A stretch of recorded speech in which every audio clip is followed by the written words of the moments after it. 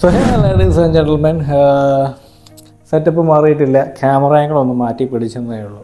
ഒരു ചേഞ്ച് ആർക്കാണ് ഇഷ്ടമില്ലാത്തത്. So guys, ഇന്നത്തെ നമ്മുടെ സിനിമയാണ് ക്വൈറ്റ് പ്ലേസ് ഡേ 1. മൈക്കിളാണ് ഡയറക്റ്റ് ചെയ്തിരിക്കുന്നത്. എനിക്ക് അറിഞ്ഞുകൂടാ അങ്ങേര് എന്തിനാണ് ഈ പടം എടുത്തിട്ട് ആ ഫ്രാഞ്ചൈസിന് ഇങ്ങനെ കോളാക്കിയിരുന്നുള്ളത്.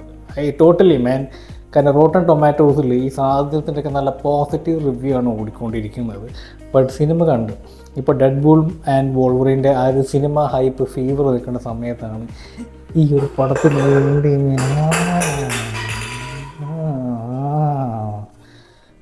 വേണ്ടി ഞാൻ സമയം ചെലവഴിച്ചത്. ടോട്ടലി വേസ്റ്റ് ഒന്നും പറയാൻ കഴിയില്ല. ഒരു ഡിഫറെൻ്റ് ആംഗിളിൽ കക്ഷി ഒന്ന് കാര്യം പിടിക്കാൻ നോക്കി, പക്ഷേ അങ്ങോട്ട് ഏറ്റില്ല എന്നാണ് എനിക്ക് തോന്നിയത്. 1.5 മണിക്കൂർ ദൈർഘ്യം പടമുണ്ട്. സാം ആൻഡ് എറിക് എന്ന് പറഞ്ഞ 2 വ്യക്തികളെ കുറിച്ചിട്ടാണ് ഈ സിനിമ കൂടുതൽ സംസാരിക്കുന്നത്, ഏലിയനെ കുറിച്ചിട്ടല്ല.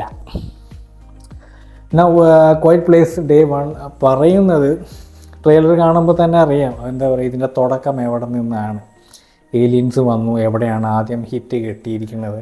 മാൻഹാട്ടൻ എന്ന് പറയുന്ന ആ ഒരു ഐലൻഡിലാണ്. സോ ഐലൻഡ് ഇങ്ങനെ ഐസൊലേറ്റ് ചെയ്യുന്നുണ്ട് ആ മിലിറ്ററിക്കാർ. സോ അതിൻ്റെ ഇടയിൽ കൂടെ സാം ആൻഡ് എറിക്കിൻ്റെ ഒരു യാത്ര, അത് മാത്രമാണ് സിനിമ സംസാരിക്കുന്നത്. ആൻഡ് പഴയ പാർട്ട് 1 ആൻഡ് പാർട്ട് 2 പോലെ ഒരു ഹാപ്പി എൻഡിങ് അല്ല ഈ സിനിമയ്ക്ക് കൊടുത്തിരിക്കുന്നത്. ഒരു ക്ലിഫ് ഹാങ്ങറോ അങ്ങനെയൊന്നുമില്ല. പക്ഷേ പാർട്ട് 2-ലെ ചില മുഖങ്ങൾ ഇതിൽ കാണിക്കുന്നുണ്ട്. സോ ലൈക്ക് ഒരു ഒരു ഒരു പന്തത്തിൽ കാണാൻ പറ്റിയ ഒരു ഹൊറർ ആൻറ്റി ഫിക്ഷണൽ സിനിമ അങ്ങനെയൊക്കെ എനിക്ക് ഫീൽ ചെയ്തുള്ളൂ. പിന്നെ പാർട്ട് 1 ആൻഡ് പാർട്ട് 2-യുടെ DNA മൊത്തം അങ്ങോട്ട് ചേഞ്ച് ചെയ്തിട്ടാണ് ഈ ഒരു സിനിമ വന്നിരിക്കുന്നത്. എനിക്ക് ടോട്ടലി ഫീൽ ചെയ്തൊരു കാര്യം, അങ്ങേക്ക് കുറച്ച് കാശ് ഉണ്ടാക്കണം എന്ന് തോന്നി. ആൻഡ് ക്വൈറ്റ് പ്ലേസ് എന്ന് പറയുന്ന പേര് അത്യാവശ്യത്തിന് നല്ല ഹിറ്റായി നിൽക്കുന്ന നേരം ഒരു പടം അങ്ങോട്ട് ഇറക്കി ആ പേരും വച്ചിട്ട് ക്യാഷ് ഉണ്ടാക്കി. നൗ അലാർമിംഗ്ലി പാർട്ട് 2-നേക്കാളും കൂടുതൽ ക്യാഷ് ഇവൻ സമ്പാദിച്ചിട്ടുണ്ട്. ഒബ്വിയസ്ലി, കാരണം പാർട്ട് 2 ഭയങ്കര ഹിറ്റായിരുന്നു.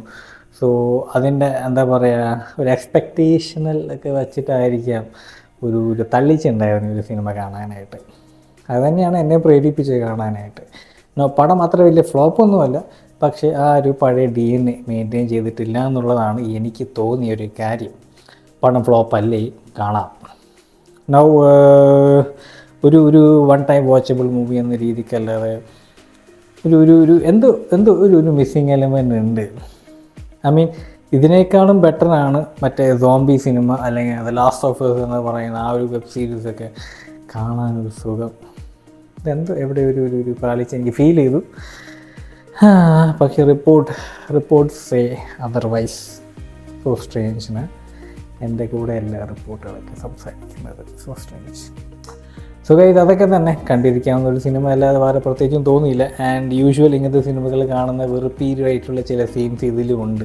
വിഡിത്തം, എന്താ പറയുക, ചെയ്യാൻ പോണ കാര്യം വിഡിത്തമാണെന്ന് അറിഞ്ഞിട്ടും കൂടി അത് ചെയ്യുക. പിന്നെ ഇതിലൊരു വൃത്തികെട്ട പൂച്ചയുണ്ട് തുടക്കം മുതൽ അവസാനം വരെ.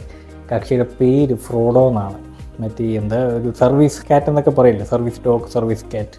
സോ ഇതിൽ സാം എന്ന് പറയുന്ന ആ ഒരു ലേഡിക്ക് ഒരു cancer, she's a cancer patient and she's gonna die anyway. ആൾ തിരിച്ചറിയുന്നുണ്ട് പടത്തിൻ്റെ ഏകദേശം ക്ലൈമാക്സ് ഒക്കെ എത്തുമ്പോൾ. സോ ആ ഒരു സമയത്ത് കക്ഷി ചെയ്യുന്ന ഒരു സൂയിസൈഡ് അറ്റംപ്റ്റും ഉണ്ട്.